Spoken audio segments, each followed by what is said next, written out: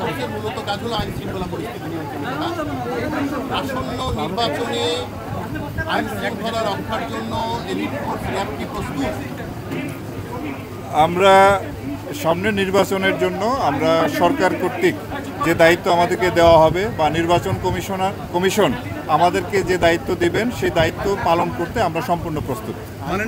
পরিস্থিতিতে আপনি কি মনে করেন যে র্যাব ঘুরে দাঁড়াতে পেরেছে, র্যাব এখন সেই পর্যায়ে? সেটা মূল্যায়নের দায়িত্ব আপনার এবং দেশবাসীর। আপনারা 5ই আগস্টের পরে এই পর্যন্ত আপনারা দেখছেন যে র্যাব কীভাবে কাজ করতেছে।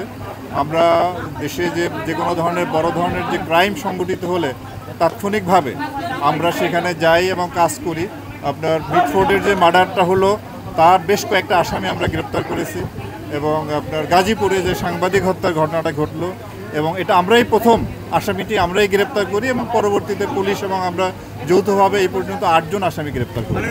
আপনারা জানেন যে 8 টুকরা লাশ যেটা ফেলে রাখা হয়েছিল, একেবারে ক্লুলেস একটা মার্ডার, সেটাও খুব স্বল্পতম সময়ের মধ্যে এই ঘটনা আমরা ডিটেক্ট করি এবং তার যে আসামি 3 জন আসামিকে আমরা গ্রেপ্তার করতে সক্ষম হই। কক্সবাজার এলাকায় মাদক বিরোধী ব্যাপক আমাদের অভিযান চলতেছে এবং বিপুল সংখ্যক আমরা আপনার ইয়াবা উদ্ধার করেছি, অস্ত্র উদ্ধার করেছি।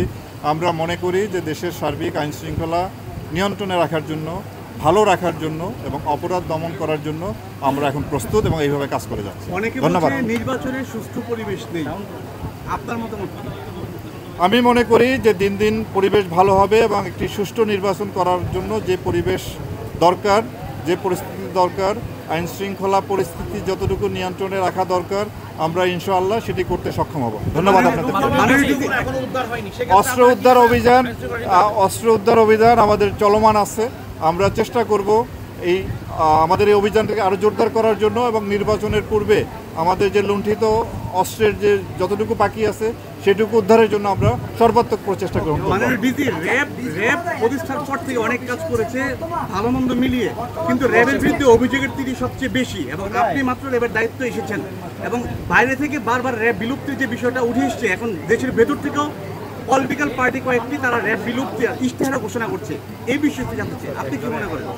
আচ্ছা, আমি আপনাদেরকে বলবো যে আমরা আসলে প্রতিনিয়ত, প্রতিদিন, প্রতিটা ঘন্টায় আমরা এই মুহূর্তে ব্যস্ত আছি কিভাবে আইন শৃঙ্খলা পরিস্থিতি নিয়ন্ত্রণে রাখবো, কিভাবে অপরাধ দমন করব, কিভাবে যারা সাধারণ মানুষ তাদেরকে একটু স্বস্তিতে যাতে তারা চলাফেরা করতে পারে, তারা যাতে ছিনতাইকারীর সম্মুখীন না হয়, তারা যেন চাঁদাবাজের সম্মুখীন না হয়, তারা যাতে দস্যুতার সম্মুখীন না হয়, কোনো অপহরণ না ঘটে, এই অপরাধগুলি নিয়ন্ত্রণে আনার জন্য, এই অপরাধীদের গ্রেপ্তার করার জন্যই আমরা সবচেয়ে বেশি এই নিয়ে চিন্তাভাবনা করি, এই নিয়ে কাজ করি। সুতরাং র্যাব বিলুপ্তির বিষয়ে, এটি বিলুপ্তি হবে কি হবে না কি হবে, এই নিয়ে আসলে এই মুহূর্তে আমরা কোনো চিন্তাভাবনা করতেছি না, এটা সরকার দেখবে। ধন্যবাদ।